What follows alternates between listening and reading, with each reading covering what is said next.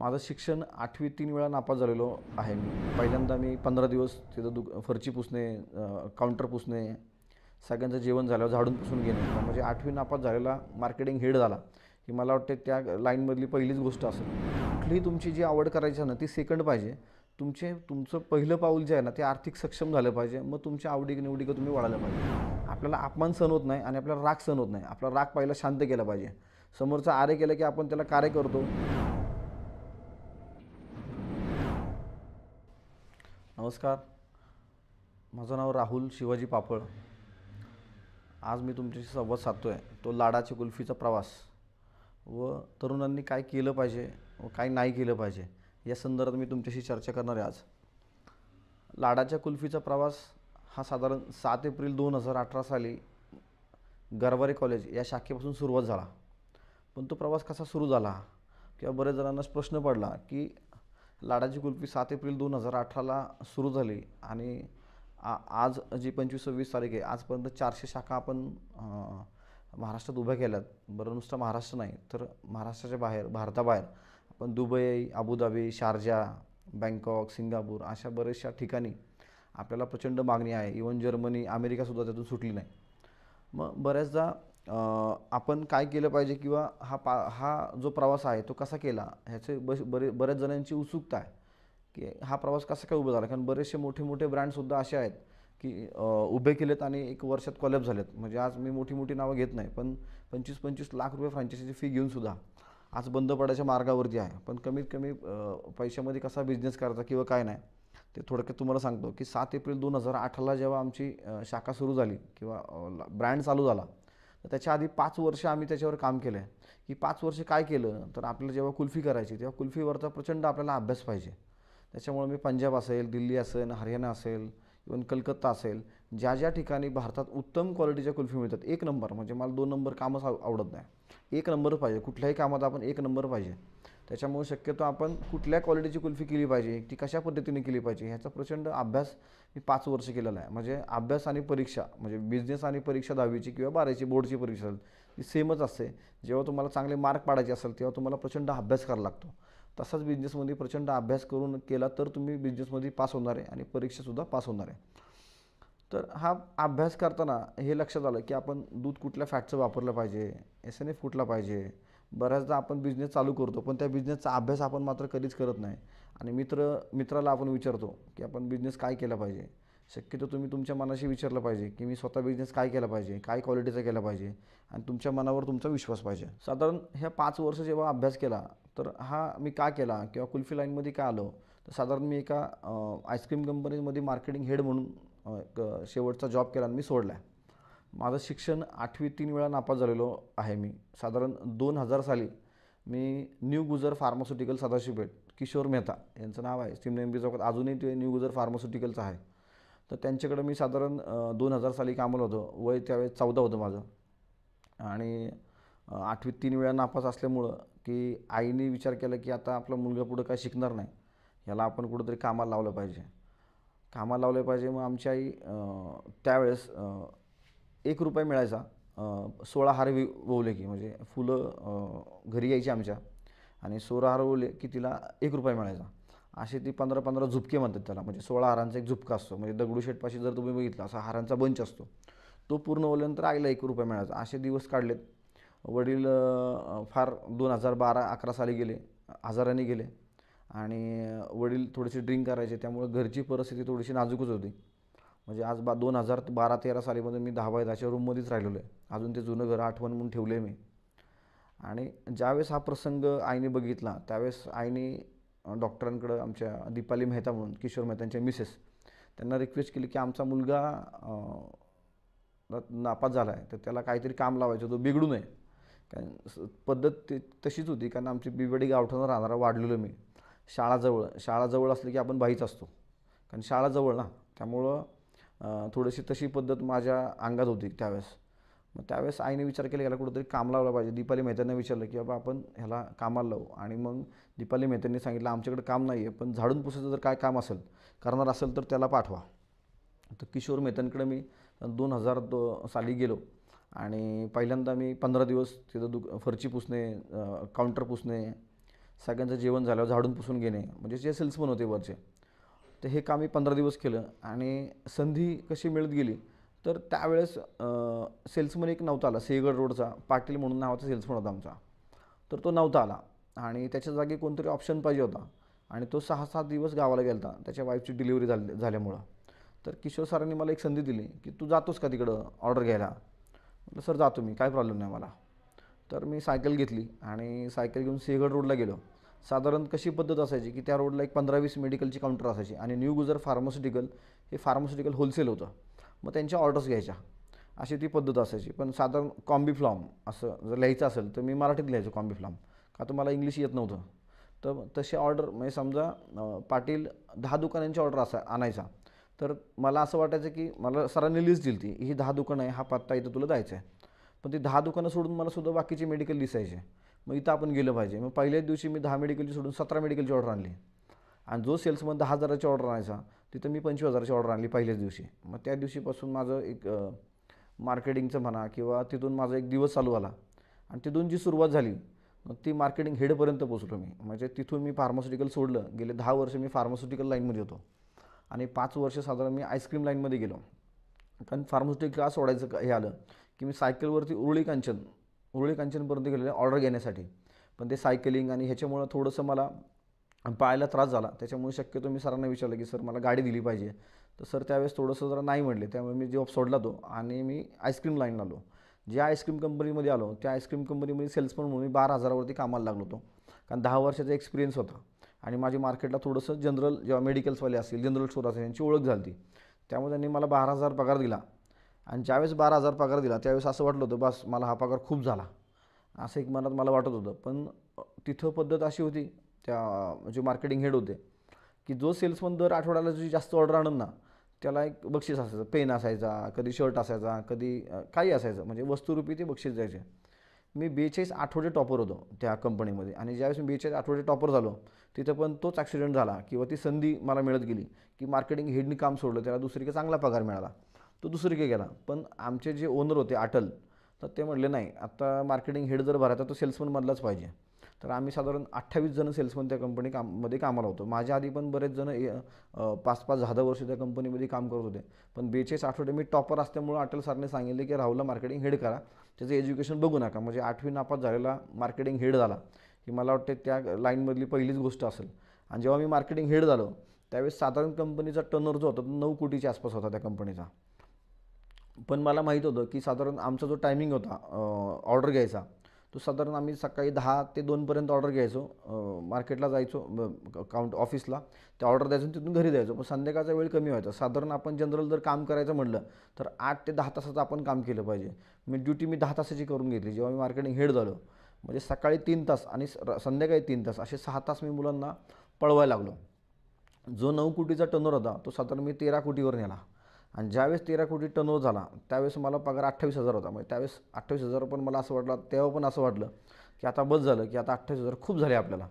पण त्यावेळेस माझ्या मनात एक पाल चुकत होती की नाही आपण जर म्हणजे ज्या कंपनी मी नाव ठेवायची गरज नाही, पण ज्या कंपनी मी काम करतो ना ते फ्रोझन डिझर्ट होतं. म्हणजे पावडर मिल्कची आईस्क्रीम ते बनवत होते, पाहिजे ती क्वालिटी नव्हती मिळत तरीसुद्धा सेल करत होतं.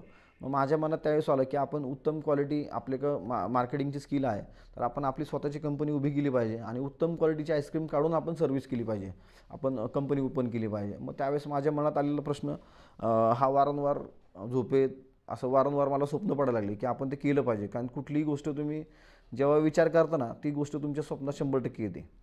मग साधारण माझं लग्न झालं. लग्न झाल्यावर सुद्धा मी मार्केटिंग हेडच होतो. मार्केटिंग हेड म्हणून मला मुलगी दिली ती.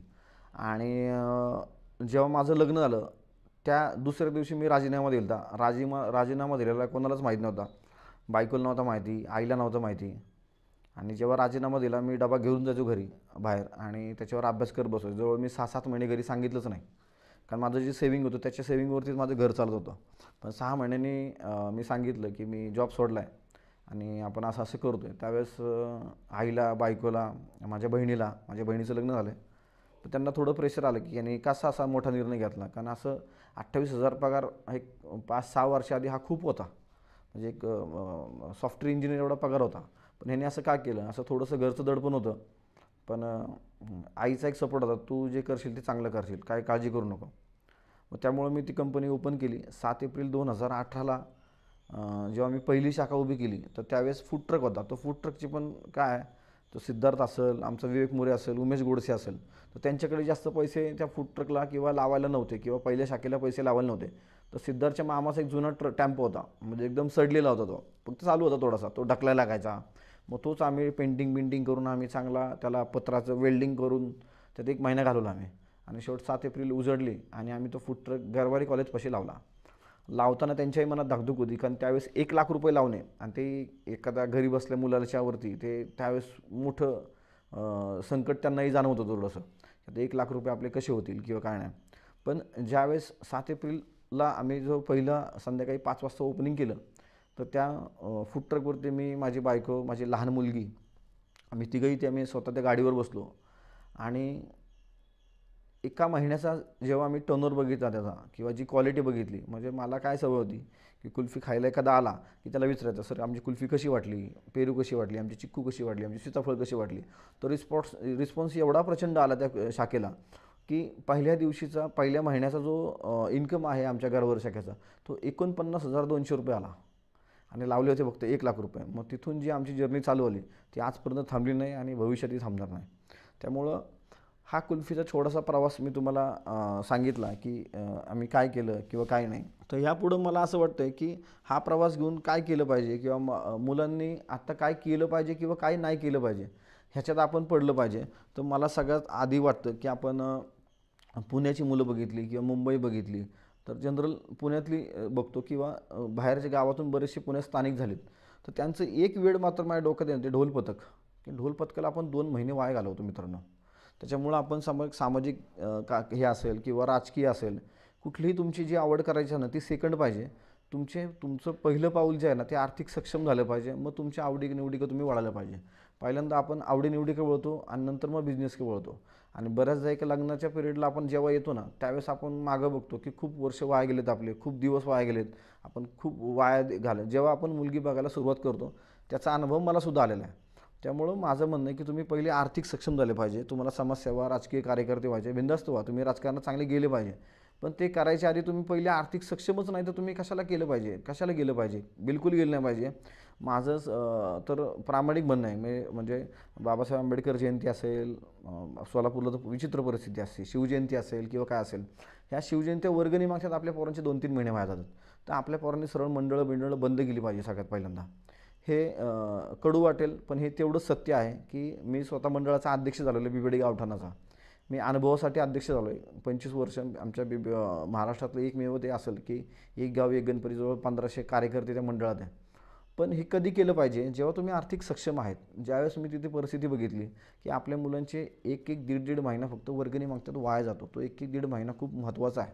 त्यामुळे शक्यतो वर्गणी मागून तुम्ही शिवजयंती, बाबासाहेब आंबेडकर जयंती असेल, महात्मा फुले जयंती असेल, ही करायची गरजच नाही. जर तुम्हाला जयंत्या करायच्या असेल ना, तर शिवजयंतीचा मी पॅटर्नच केला आहे की शिवजयंती तुम्ही घराघरात केली पाहिजे. ज्या दिवशी छत्रपती शिवाजी महाराज जन्माला आले, त्या दिवशी तुम्ही घरात पोळ्या करा, बाहेर कंदील लावा, बाहेर तुम्ही रांगोळ्या काढा, पण वर्गणी मागून शिवाजी महाराजांना उन्हात चौकात ठेवू नका. शिवाजी महाराज जयंती नाही केली म्हणजे काय शिवाजी महाराजांचं कर्तृत्व कमी होतं का? तर नाही केलं पाहिजे. शिवाजी महाराज जर तुम्हाला डोक्यात घ्यायचे असेल, मी शिवाजी महाराज माझा आदर्श आहे. शिवाजी महाराजांचा जर अभ्यास केला का तुम्ही, तर शिवाजी महाराजांचं वय 50 आहे समजा, साधारण 50 वयापर्यंत शिवाजी महाराज जिवंत राहिलेत. तर वयाच्या 14व्या वर्षी शिवाजी महाराजांनी शपथ घेतलेली आहे रायरेश्वरवरती. आणि त्यांचा जर पूर्ण कालखंड जर बघितला, तर शिवाजी महाराजांचं लढाईचा जो काळ आहे तो फक्त 7 वर्ष आहे. म्हणजे 14 आणि 7 हे 21 वर्ष होतात. ज्या वर्षी आपण 29 वर्षाचा शिवाजी महाराजांचा अभ्यास करू ना, त्यावेळेस शिवाजी महाराजांचा व्यवसाय दृष्टिकोन काय आहे तो आपल्याला कळतो. मस्कतपर्यंत आपल्या मसाले जायचे, इथे खाली लंकेला जायचे. बरेचशा ठिकाणी शिवाजी महाराजांचं बिझनेस जर माइंड बघितलं ते खूप सुंदर होतं. शिवाजी महाराज आपल्याला फक्त अफजल खान, शाहिस्ते खान, भांडणं ह्याच्यातच आपण गुंतलेलो आहे. त्यामुळे जर शिवाजी महाराज आपल्याला आदर्श असेल आणि तर आपण बिझनेसमध्ये सक्सेसच पाहिजे. आणि कुठलाही शिवभक्त गरीब असेल तर मला त्याचं पहिलं वाईट वाटतं आणि त्याला पहिले शिव्या दिवशी वाटतात पहिल्यांदा. जर शिवाजी महाराज जर तुम्ही जर स्वतःचा आदर्श म्हणत असेल तर तुम्ही गरीब नाहीच पाहिजे. शिवाजी महाराजांचा मानणारा वर्ग हा श्रीमंतच पाहिजे. आणि माझं तर स्वप्न आहे किंवा माझ्या कंपनीचं ड्रीम आहे. आणि माझं ते ज्यावेळेस सायकल होती त्यावेळेस पण असं वाटायचं की असे खूप लोक आहेत की त्यांची प्रॉपर्टी 500 कोटी रुपये, मग किल्ला दत्त का घेत नाही असं मला वारंवार जेव्हा सायकल असेल त्यावेळेस वाटायचं. पण माझं स्वप्न आज आहे आणि मी माझ्या ह्याच्यावर पण सांगितलं की एक ना एक दिवस माझ्या कुल्फीमधून काही पैसे मी साईडला ठेवलेत की मला एक दिवस छत्रपती शिवाजी महाराजांचा किल्ला दत्तक घ्यायचा. किती दिवस गव्हर्नमेंटला मागणार आपण. थोडक्यात सांगतो तुम्हाला एक गोष्ट की डर्बी एक जहाज आहे, इंग्लंडच्या राजाचं जहाज ते बरोबर 400-500 वर्षांनी ते पाण्यात गेलं आणि तिथल्या लोकांनी त्याच्यावर अभ्यास केला की हे आपण जहाज काढलं पाहिजे. तर ते लोकांनी वर्गणी काढली लोकल आणि ते जहाज बाहेर काढलं. जवळजवळ त्याला 60 लाख लोकांनी वर्गणी दिली आणि ते जहाज बाहेर काढून त्याचं म्युझियम केलं. म्हणजे एका राजाचं नुसतं जहाज पाण्यात पडलं म्हणून इंग्लंडच्या लोकांनी, लंडनच्या लोकांनी वर्गणी काढून ते जहाज उभं केलं. म्हणजे देशप्रेम कोणाहून शिकावं तर ते लंडनच्या माणसाकडून, इंग्लंडच्या माणसानं. मला इंग्रज फार आवडतात मला. त्याचं कारण आहे, तुम्ही इंग्रज आहे ना, एक फितूर दाखवा मला, एक जरी फितूर झाला आहे का. त्यांचं देशावर प्रेम आहे. आपलं देशावर प्रेम नाही आहे, आपलं राज्यकर्त्यांवर प्रेम आहे, पक्षावर प्रेम आहे, आपलं नेत्यावर प्रेम आहे. हे नेत्यावरचं, देशावरचं प्रेम हे देशावरती कन्वर्ट झालं पाहिजे.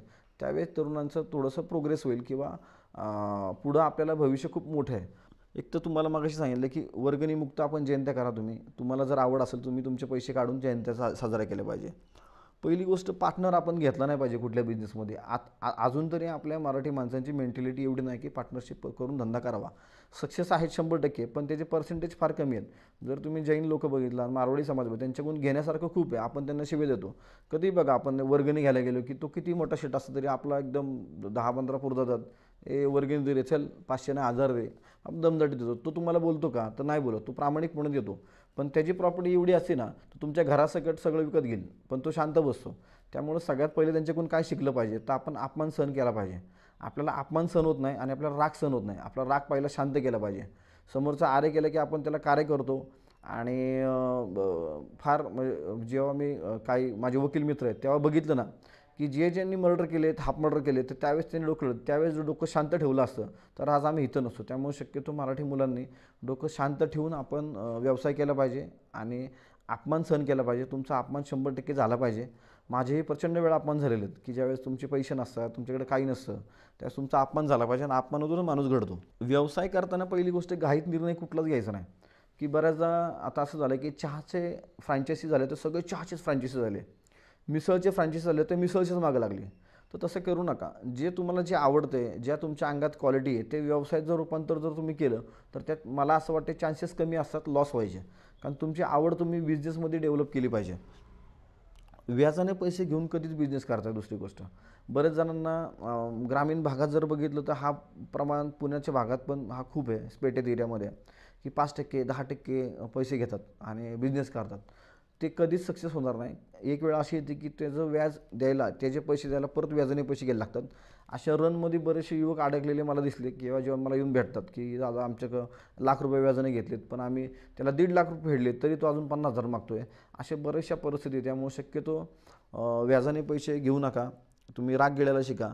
तरुणांनी काय केलं पाहिजे सगळ्यात पहिलं, मला असं वाटतं की तुमचे आधार कार्ड असेल, पॅन कार्ड्स असतील, डॉक्युमेंटेशन असेल. बरेच जणांचे तर आधार कार्डसुद्धा नसतात.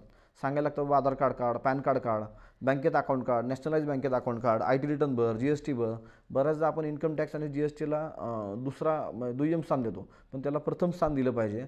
म्हणजे प्रवीणदादा आमचे गुरु दुर्ग महर्षी प्रमोद मांडे असेल, शरद तांदळे असेल, ह्यावेळेस ज्यांना बोलतो ना, तर त्यावेळेस त्यांच्याकडून एक चांगलं ऐकायला मिळतं. मला त्यातूनच एक विचार चांगला घडला की तुमची किंमत आहे ना, म्हणजे मी किंमत आणि लायकी हा शब्द 100% वापरतो. तुमची लायकी, तुमची किंमत तुमच्या सोन्या नाण्यावरून, तुमच्या गाडीवरून कळत नाही. तुमची लायकी आणि तुमची किंमत बँकेच्या पासबुकवरती कळते, बँकेच्या पेपरवरती कळते. त्यामुळे शक्यतो बँकेचे पेपर तुम्ही स्ट्रॉंग ठेवा.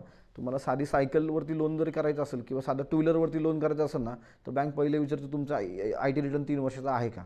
आणि त्यावेळेस आपली मान खाली जाते आणि आपण त्यावेळेस म्हणतो आमच्याकडे नाही आहे. मग कुठून तरी आपण जास्त लोननी पैसे घेतो आणि मग ती गाडी घेतो. त्याच्यामुळे शक्यतो IT रिटर्न, इन्कम टॅक्स हे 100% नील भरा, पण 100% भरलं पाहिजे. त्याच्यावरती आपलं बिलकुल लक्ष नसतं. व्यवसाय करताना तुम्ही त्या व्यवसायाचा 100% तरुणांनी अभ्यास केला पाहिजे. ज्यावेळेस तुमचं मन म्हणणं की ह्याच्यात मी उत्तम आहे, म्हणजे तुम्ही कुठलाही बिझनेस करा, त्यावेळेस तुम्ही जर मार्केटचा विचार केला आणि तुमच्याकडे जर बघितलं, तुम्हाला असं वाटलं पाहिजे की नाही माझी क्वालिटी ह्यापेक्षा भारी आहे. म्हणजे मी आज छाती ठोकपणे सांगू शकतो की भारतात कुठेही कुल्फी खावा, माझ्यासारखी उत्तम कुल्फी तुम्हाला कुठंच लागणार नाही. मी छाती ठोकपणे सांगू शकतो. त्याचं कारण आहे की त्याच्यामुळे मी 5 वर्ष काम केलं आहे. त्याच्यामुळे तुम्हाला तसाच बिझनेस केला पाहिजे की कुठेही फिरलं तरी फिरून लोकं तुम्हाला शोधत आली पाहिजे, शोधत तुम्हाला लोक आलं पाहिजे, असं तुम्ही काम केलं पाहिजे. साधारण जेव्हा आपण बिझनेस करतो किंवा एखादं शॉप भाड्याने घेतो आपण, तर त्यावेळेस काय होतं की बऱ्याचदा की आपल्याला डोक्यात येतं की आपण पहिल्याच महिन्यात आपल्याला इन्कम झाला पाहिजे.